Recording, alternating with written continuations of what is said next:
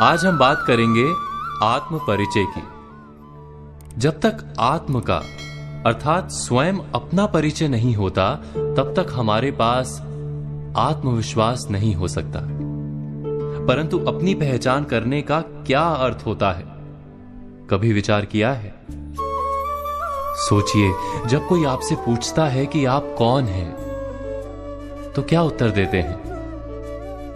कहते हैं कि मैं इनका पुत्र हूं, मैं शिक्षक हूं अथवा सेना में जवान हूं, चिकित्सक हूं अथवा व्यापारी हूं, या पुत्री हूं, उसका पति या पत्नी हूं, उसका पिता या उसकी माता हूं। हमारा परिचय सदा ही किसी अन्य के कारण होता है। हम स्वयं को समाज की दृष्टि से देखते हैं, और यदि हमारी पहचान लोग देते हैं तो हमारे विचार अपने किस प्रकार हो सकते हैं? विचार यदि अपने नहीं होते तो आत्मविश्वास किस प्रकार हो सकता है? आत्म परिचय के लिए हमें स्वयं अपने आप से पूछना होगा कि हम कौन हैं। किंतु प्रथम तो हमारा मन वही कहेगा जो हम दूसरों से कहते हैं। समाज की दी हुई पहचान को छोड़कर कुछ गहराई से विचार करेंगे तो क्या उत्तर मिलेगा?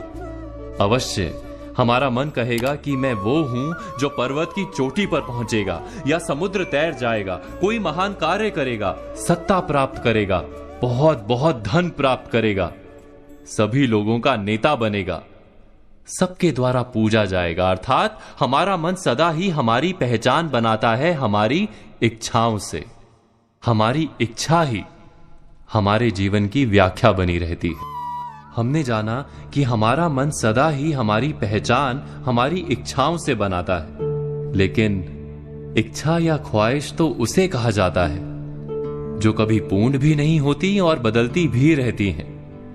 यदि हमारी पहचान हमारी ख्वाहिश और इच्छाएं हैं, तब तो हमारी पहचान भी सदा अधूरी और अपूर्ण रहेगी। क्या ये सत्य नहीं? तो वास्तव में हमारा परिचय हमें कैसे प्राप्त हो सकता है?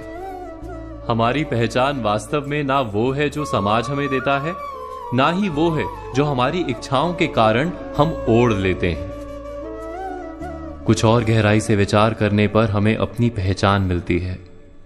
हमें अपना हृदय उत्तर देता है कि मैं निडर हूं अथवा भयभीत हूं, मैं आलसी हूं अथवा कार्य करने वाला हूं, मैं आसक्त हूं अथवा उदासीन हूं, मैं बंधा हुआ हूं अथवा मुक्त हूं। वास्तव में हमारा सच्चा परिचय हमारे हृदय की भावनाएं हैं, क्योंकि हमारे सारे कार्य, हमारे सारे निर्णय, हमारी सारी सफलता और निष्फलता हकीकत में हमारी भावनाओं से निर्मित होती हैं। क्या ये सत्य नहीं? जब हम अपना सच्चा परिचय प्राप्त करते हैं, तब हम अपने भीतर आवश्यक परिवर्तन भी ला सकते हैं। बुद्धि पूर्वक निर्णय कर सकते हैं कि क्या प्राप्त करना है और क्या खोना है। उसके बाद हम वास्तव में कोई भी कार्य करने के लिए आत्मविश्वास के साथ खड़े हो सकते हैं। अर्थात जब स्वयं अपनी सच्ची पहचान हमें प्राप्त होती है, तभी सच्चा आत्मविश्वास भी जन्म लेता है, और आत्मविश्वास ही जीवन की कुंजी है। इस बात पर आप सब मनन, चिंतन और विचार अवश्य कीजिएगा।